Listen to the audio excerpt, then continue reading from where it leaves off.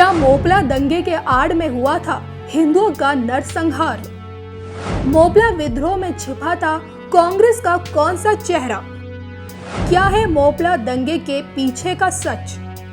मोपला विद्रोह से जुड़े हर सवाल का समाज सेवी प्रदीप गुप्ता ने दिया जवाब, वो भी सिर्फ एनएमएफ न्यूज पर।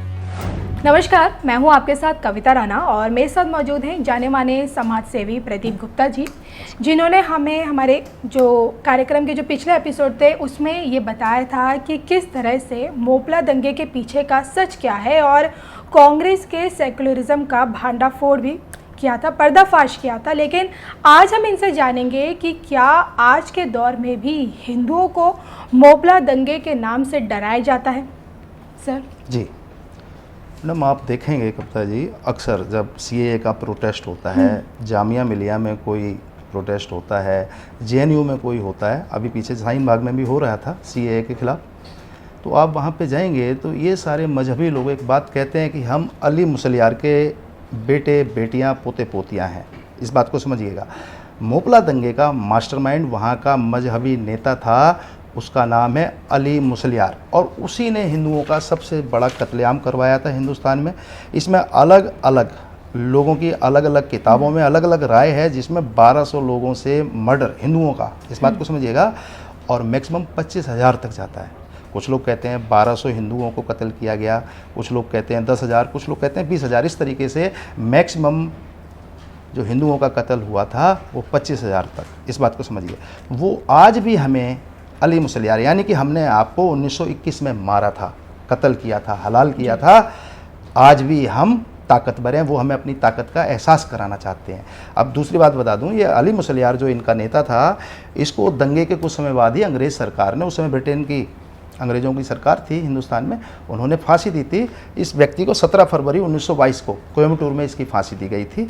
तो आज भी वो उसको अपनी यादों में जीवित रखे हुए हैं, वो उसको अपना बाप दादा, अपना परमात्मा, अपना खुदा मानते हैं। आज भी उसके नाम से हमें धमकी देते हैं कि हमने 1921 में आपके साथ कत्ल गारत की थी, अगर आप हमारी बात नहीं मानेंगे, आप हमारे हिसाब से देश नहीं चलाएंगे। और ये सरकारों को भी देते हैं और पूरी हिंदू सोसाइटी को भी धमकी देते हैं एक प्रकार से कि आप हमारी बात नहीं मानेंगे तो हम फिर दोबारा 1921 की तरह मोपला हिंदू नरसंहार दोहराएंगे। ये इनकी फितरत है।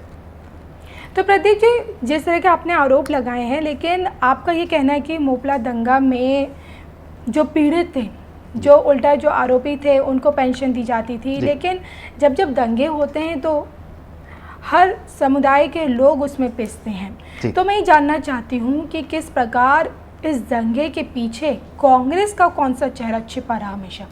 देखिए, कांग्रेस का चेहरा तो ये था कि कांग्रेस की खुद की अपनी रिपोर्ट है, इस पे हिचकॉक के नाम से आई थी, उस पर कोई कार्रवाई नहीं हुई। बात को समझिए। डॉक्टर एनी बेसेंट कांग्रेस की प्रेसिडेंट रह चुकी हैं। कांग्रेस की स्थापना में ए.ओ. ह्यूम के साथ एनी बेसेंट भी शामिल थी। बात को समझिएगा आप। लेकिन कांग्रेस ने फिर भी आज तक मोपला दंगे पे क्या किया, इसको भी छोड़िए, उल्टा उनको पेंशन दे दी गई। तो इससे क्या साबित होता है? कांग्रेस राष्ट्रवादियों के साथ नहीं है, हिंदुओं के साथ नहीं है। लेकिन आप इसको दूसरे तरीके से भी समझ सकते हैं। भाई, ये लोग अपनी राजनीति करते हैं, राजनीति करने के लिए झूठ तूफान मचाने की क्या ज़रूरत है? इनको पेंशन देने की क्या ज़रूरत है? ये बताइए मुझे। पेंशन देने से जो बड़ा नुकसान रहा हिंदुज़म को खासतौर से और हमारे देश के राष्ट्रवाद को, मुसलमानों की हिम्मत बढ़ी, और हिम्मत बढ़ने का नतीजा है कि आज लगभग 100 साल बाद भी वो हमें उसी व्यक्ति के नाम से धमकी देते हैं। इस बात को समझिए, उसी व्यक्ति अली मुसलियार के नाम से आज भी हमें धमकी देते हैं।